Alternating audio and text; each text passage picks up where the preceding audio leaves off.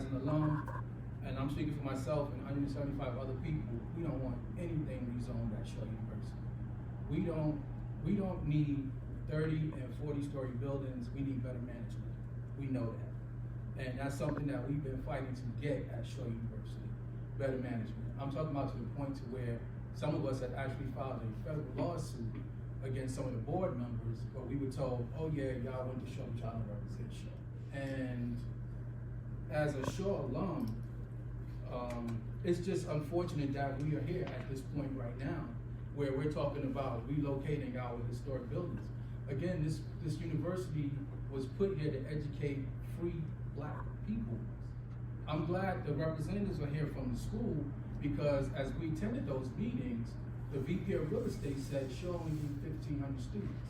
When I was a student in the 90s, we had over 3,000 students. So why are you rezoning for 30, 40 stories for 1,500 students? That's not in the best interest of Shaw University. We've been told, oh yeah, there's gonna be a master plan after we get the rezoning. But yet in the rezoning application, they're asking for public streets to be through the center of the campus. So if you don't have a master plan, how are you already requesting for public streets to be through the center of the campus? Where are the plans for the new dormitories?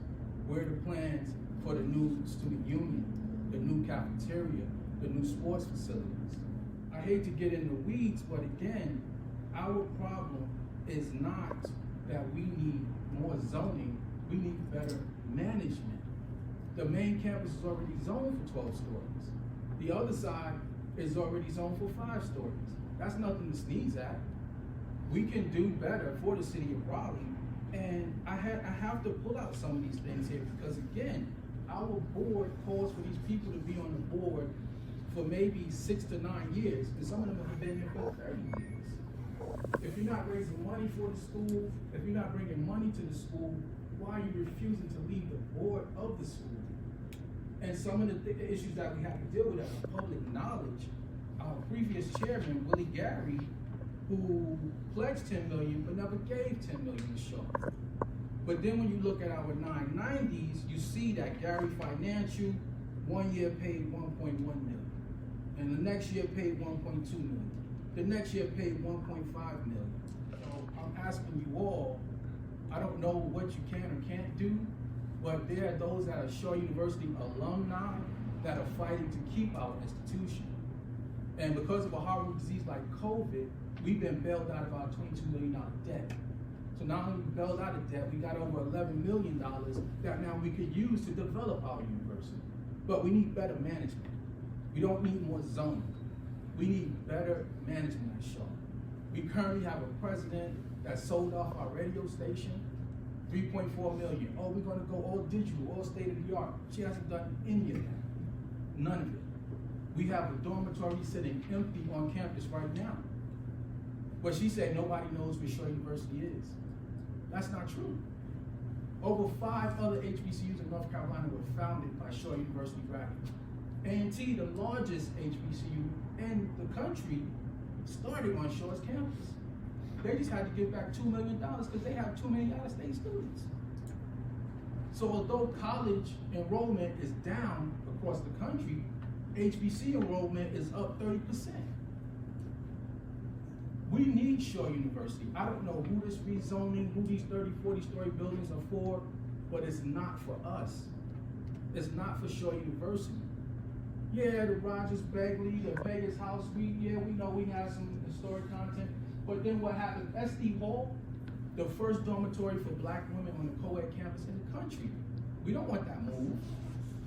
And it could be damaged if we start developing 30, 40-story buildings. The same thing with Lyndon Medical School, the first 4-year medical school in the country. But our VP of real estate is talking about, we could do a parking lot over here. At the last meeting, at these public zoning meetings, Shaw University should not be considered as a single-family home.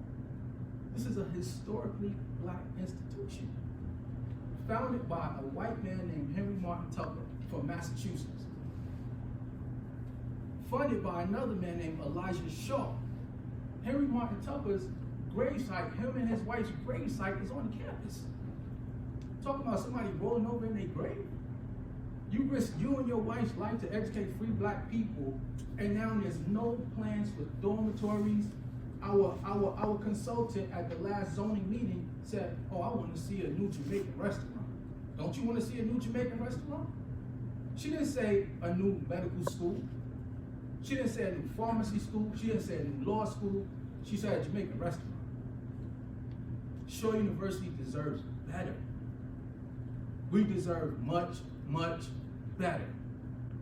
And if y'all bear with us, the alumni body, we need better management. There's no way you have a president and after 5 years say nobody knew what Shaw University is. The Muslim community just protests because the mosque is closed. The gang room was closed for a while. When I was a student, I did work study and ran the game. But students were told, oh, we don't have the manpower. The thing that's very, very concerning to the alumni body is Dr. Dillard said, oh, this is not my plan. If it's not your plan, whose is it? She signed a rezoning application as the owner of Shaw University. She don't own Shaw University. She signed that application as the owner. You put your name on it for this rezoning plan, but you say it's not your plan. Whose is it? I just ask you all to please try to bear with the alumni body. We don't want our buildings moved. We don't want them relocated. We love Shaw just the way it is, and we realize that sometimes it can be an eyesore, but bear with us. We're out of debt. We got money from the government that you can see improvement on that campus. Thank you very much. Thank you for your time.